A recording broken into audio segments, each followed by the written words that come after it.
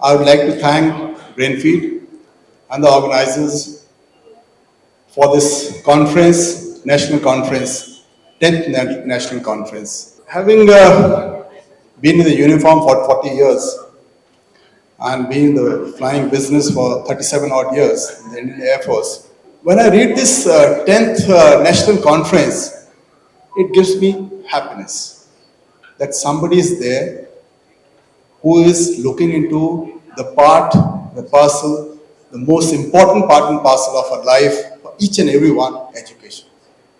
I feel a little sad. It should have been 75th National Conference. But it's okay. At least somebody has taken the step, move ahead, and make sure that keep education the foremost, the most important part of our lives. It gives me a pleasure as well as a sense of pride also to be able to address people who take the country forward with their dedication, with their help, with their involvement. They are going to take the country much, much more forward. I am very hopeful and I am sure that in the years to come, our country is going to reach the top. Like what our Honorable Minister said, we were at the top long time back, missed out in the middle, but rest assured, the future is ours. And to make that future, is people like you who are sitting in front of me are going to do that. And I take pride in that. I'll tell you a small incident about 4 or 5 years back. I'm a product of a college called St. Francis College, Lucknow. And one of the most proud moments of my service, other than getting my presidential awards and all, was I was called as a chief guest for the college. So naturally, on the annual day, all the programs, etc., got over, and finally it was my turn to give a speech. I realized I may be wrong. Most of the time, when we do well in life, we reach great heights. Whom do we thank? Parents? Maybe wife? Maybe circumstances? Most of us forget our teachers who are there, who started your career, who started your ladder, going up the ladder from primary. We miss out on our teachers. So first thing I said, I wanted each and every one at the ground, about 5,000 people there. I'm like, please rise and please give a very big applause for all the teachers for whatever they have done and whatever they are going to do in the future.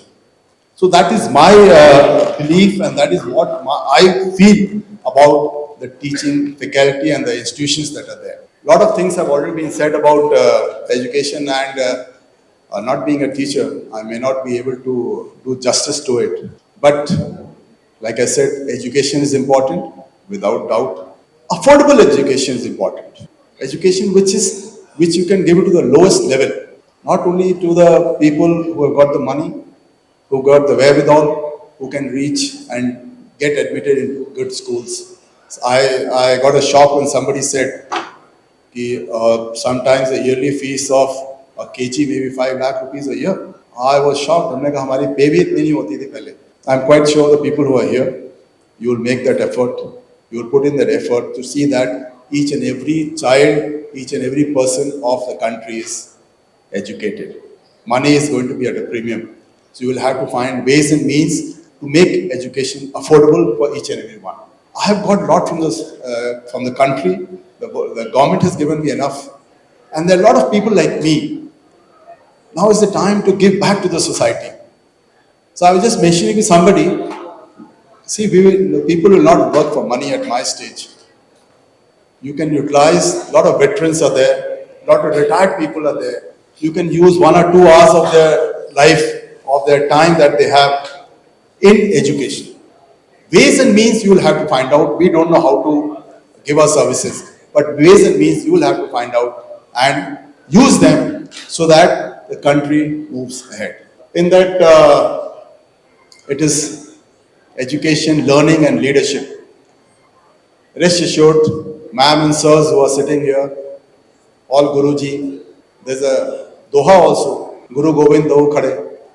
So the importance of the Guru has always been there. It's just that We have to rise to the occasion and make sure that the country moves ahead through education. When it comes to leadership, leadership cannot be taught in any college, any institution, any class. No way. You can help in a person achieving a good leadership quality. It cannot be taught. Leadership, from the first time that a child moves out of his house holding his sibling's hand into the open, your learning of leadership starts there. Then it's in the school field, the class, the institution, college, in life. Everyone knows, must have read different types of leaders. Everyone has some quality or the other. In my career, I felt, and I had kept an acronym for that. You will call H, F, H, and R. For if these qualities are there, a leader may be of different type. But if these qualities, I'll elaborate on that. So the first H is for honesty. Honesty, we generally correlate with a person is not taking any bribes, not making money, he's honest. No, that is just part of the honesty. If I reach my office in time, another is honesty. If my class teacher is in time to the class and teaching properly, that is honesty. And you can take it further on that. The first quality is honesty. And when I say honesty, that is, and I'll give an example also. Second is being fair.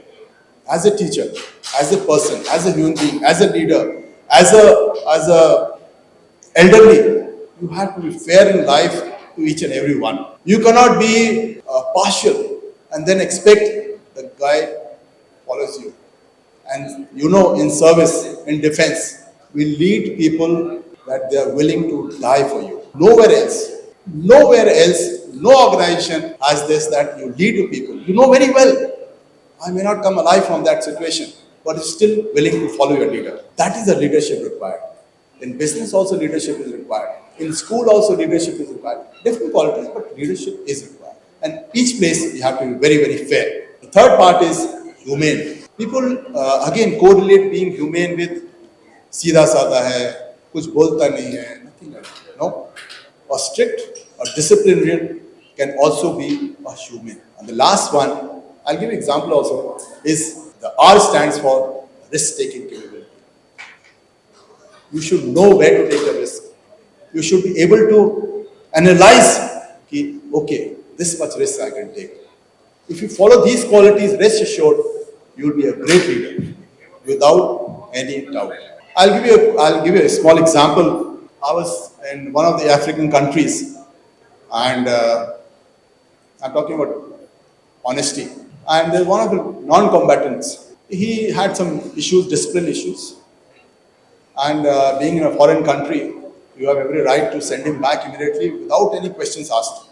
And ultimately, the issue is taken care of at a lower level by junior officers. And finally, when they feel that it has to go to the limit is crossed, this guy has to be taught a lesson. It goes to the commander. And this guy was marched up. Two people who were sitting in proper uniform. And this guy was marched up to me. I read his whole case. Now, it was so simple to give a decision in 30 seconds. So-and-so, we are sending you back to India. He loses out on the money. Suppose he doesn't bother about money. He loses out on the respect. When he goes home, what does he tell his wife? That I've been thrown out? Money is no problem. You can earn. So I thought about it. I said, okay. The people who had marched him up, I said, please leave the office and go. Surprise, nothing, never it happens like that. It doesn't happen like this. It's a foreign country, I'm the boss, I take a decision. No one to question me. I made him sit down in front of me. Non-combatant means a person lower than a soldier. I made him sit down. I spoke to him. And he told me honestly, sir, ये मुझसे गलती हुई है और ऐसा है और मैं अब नहीं करूँगा. हमने कहा तुम्हारे देख लो, बच्चे और बीवी को मैं बताऊँगा जरूर कि तुम किस लिए भेजे गए. हमने कहा कि मैं तुम्हें छोड़ रहा हूँ. I was shocked. Here I am coming here to be punished and to be sent back, and this commander is saying, I'm leaving you. I said, only one promise. Next 10, 12 months, you will be the best guy in this area. And you will not tell outside what has happened here. Inside, it is between you and me. He went away. I put him in a place where the aircrafts are there. Earlier, he was not there. More difficult task I gave him. After that, I forgot about it. About 10 months later, we are coming back to India. It just happened that I wanted to I want to give some maybe awards, etc. So I said, okay, we will vote for the best non-combatant and the best soldier. Ladies and gentlemen, you'll be surprised that guy was an outright winner. Outright winner. And then I thought, suppose I had sent him back, you would have lost a person, you would have lost a person who would have been willing to do anything for this cause. So you sometimes you have to take a risk. So that is how you have to see the situation and take actions as a leader. Time is always at a premium. I know it's been long 3 days. At the end, I'll thank each and every one of you. And just one point, if you can take it back, we keep saying education for all. Brilliant. I agree with it. Please add all for education also. Everyone should be involved directly and indirectly towards this process. Thank you very much.